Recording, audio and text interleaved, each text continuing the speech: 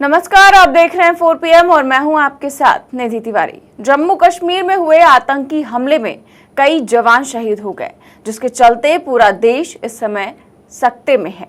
लेकिन ऐसे समय में भी देश की सत्ताधारी पार्टी जश्न में डूबी हुई है। एक तरफ देश के 3 जवान शहीद हो गए, तो दूसरी ओर बीजेपी मुख्यालय में जश्न मनाया गया।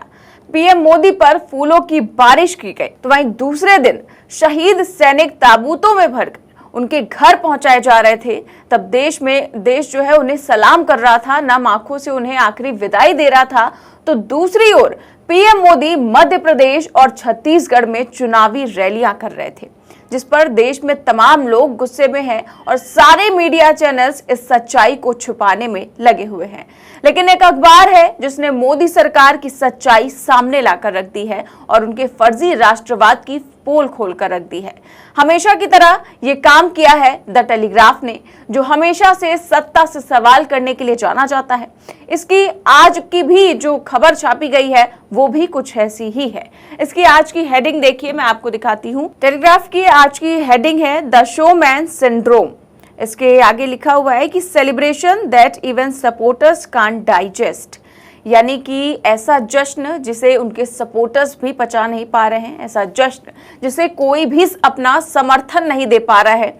ये हेडिंग लिखी हुई है और बगल में एक तरफ पीएम मोदी की चुनावी रैली की तस्वीर है, जो वो मध्य प्रदेश गए थे, तो जिस तरह से वो कार पर सवार हैं और रैली में भाग ले रहे हैं। तो दूसरी ओर शहीद सैनिकों की तस्वीर है। तो वहीं नीचे भी एक लिखा हुआ है हिपोक्रेसी सेज वेटरन, यानी कि जो अनुभवी हैं वो भी इसे पाखंड कहते हैं। इस तरह की हेडिंग छापी हुई है। इस तरह की खबर जो है द टेलीग्राफ ने छापा है कि पीएम मोदी के मध्य प्रदेश दौरे पर, और ऐसा ही कुछ 2 दिन पहले भी छापा था जब सैनिकों की शहादत हुई थी, और इस हेडिंग के साथ छापा था कि व्हाट इज मोदी सेलिब्रेटिंग, और बीच में जो है वो पीएम मोदी की तस्वीर लगी हुई थी जब उन पर पुष्प वर्षा की जा रही थी। एक तरफ मणिपुर की चर्चा थी जहां पर एक एसआई की हत्या कर दी गई थी, और दूसरी तरफ था कि जो सैनिकों की शहादत हुई थी वो तस्वीर लगी हुई थी और लिखा हुआ था कि मोदी जो है वो क्या सेलिब्रेट कर रहे हैं। इस तरह की हेडिंग जो है वो छापी है द टेलीग्राफ ने, और टेलीग्राफ ने बीजेपी की कथित राष्ट्रवाद की पोल भी खोल दी है। तो क्या आपको नहीं लगता कि शहीद के घर से आई तस्वीरों के आगे पुष्प वर्षा की ये तस्वीरें जरूरी थी? लोग यही सवाल उठा रहे हैं और शायद इस देश की मीडिया को भी यही सवाल उठाना चाहिए था, लेकिन मीडिया नहीं दिखाएगी। पर टेलीग्राफ ने इस तरह की खबरें छापकर मोदी सरकार को आईना दिखाया है। कुल मिलाकर टेलीग्राफ अखबार ने जिस तरह की पत्रकारिता की है, अगर वैसी ही पत्रकारिता बाकी के अखबार और मीडिया संस्थान करने लगे तो इस देश का माहौल ही बदल जाएगा। खास तौर पर पिछले 9 सालों में जब गोदी मीडिया जो है वो अपना कर्तव्य भूल चुकी है, तो टेलीग्राफ ने अपना कर्तव्य पूरी निष्ठा से निभाया है। जिस दौर में इस देश की कथित मेन स्ट्रीम मीडिया सरकार की चारण बनकर रह गई है और सत्ता से सवाल करना बिल्कुल भूल चुकी है, उस दौर में टेलीग्राफ लगातार सत्ता से सवाल कर रहा है। ऐसे में टेलीग्राफ की हिम्मत को सलाम है।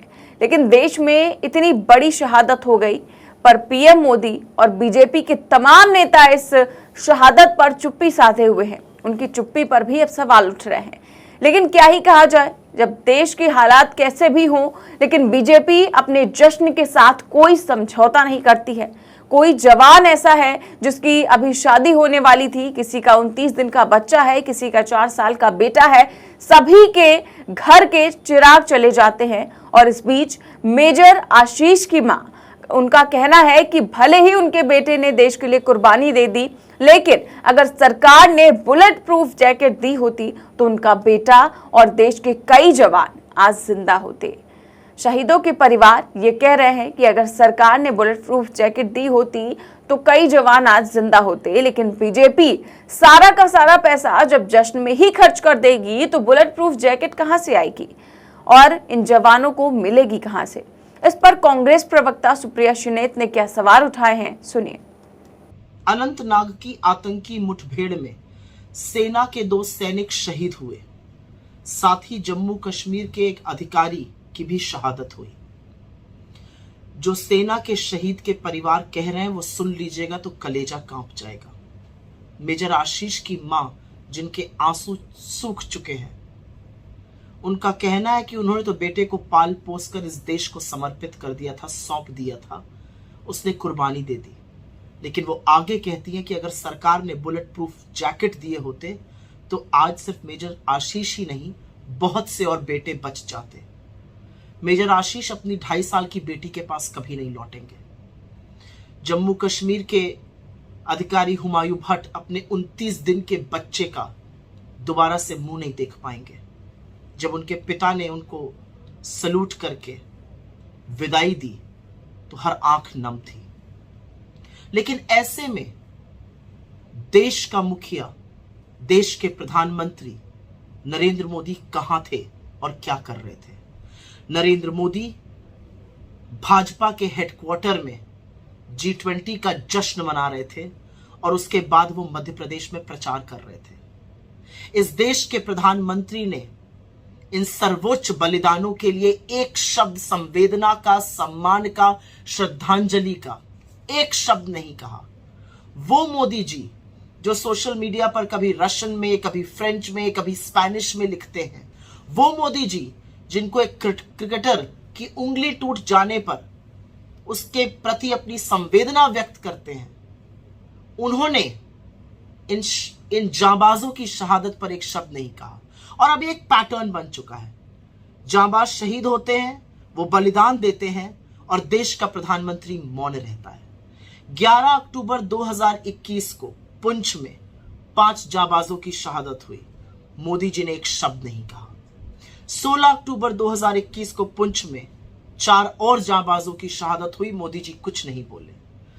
5 अगस्त 2022 को राजौरी में 5 जांबाजों की शहादत हुई, मोदी जी कुछ नहीं बोले। 20 अप्रैल 2023 को पुंछ में 5 जांबाजों की शहादत हुई, मोदी जी मौन रहे। 5 मई 2023 को राजौरी में 5 और जांबाजों की शहादत हुई, मोदी जी ने एक शब्द नहीं बोला। 5 अगस्त को कुलगाम में 3 जांबाजों ने अपने प्राणों की आहुति दी, मोदी जी कुछ नहीं बोले। 19 अगस्त 2023 को ट्रक पलट जाने से 9 सैनिक वीर गति को प्राप्त हो गए, मोदी जी ने एक शब्द नहीं बोला। और 13 सितंबर को सेना के अधिकारी आतंकी मुठभेड़ में शहीद हो गए, मोदी जी ने एक शब्द सांत्वना का, सम्मान का, श्रद्धांजलि का, संवेदना का उनके परिवारों के लिए भी नहीं कहा। यह है आपका राष्ट्रवाद, यह है आपका देश प्रेम, यह है आपका सेना के प्रति समर्पण और सम्मान। ऐसे धर्म निभा रहे हैं आप देश के प्रधानमंत्री होने का। जांबाजों की शहादत पर जो श्रद्धांजलि का एक शब्द न बोले, जांबाजों की शहादत पर जो उनके परिवार के प्रति संवेदना न व्यक्त करे, उस व्यक्ति से क्या आशा की जा सकती है? लानत है। तो सुप्रिया श्रीनेत ने ये सवाल उठाए हैं कि जब जब देश में शहादत हुई है तब तब पीएम मोदी जो है वो खामोश रहे हैं, चुप्पी साधे रहे हैं और इस तरह के कारनामे जो है वो करते रहे हैं। आज जब पूरा देश शोक में डूबा हुआ है, अनंतनाग की आतंकी जो है मुठभेड़ में जवान शहीद हो गए हैं, उनके परिवारों को की संवेदना देखकर, उनके परिवारों की वेदना देखकर उनके लिए सभी प्रार्थना कर रहे हैं, लेकिन देश के प्रधानमंत्री पहले जश्न मनाते रहे, फिर चुनावी रैली में प्रचार करते रहे। अभी तक सर्वोच्च बलिदान देने वालों के लिए भी पीएम मोदी ने श्रद्धांजलि और संवेदना का एक शब्द नहीं कहा। फिलहाल इस खबर पर आपकी क्या राय है, हमें कमेंट बॉक्स में जरूर बताएं। देश और दुनिया की तमाम बड़ी खबरें जानने के लिए देखते रहिए 4PM न्यूज नेटवर्क। नमस्कार।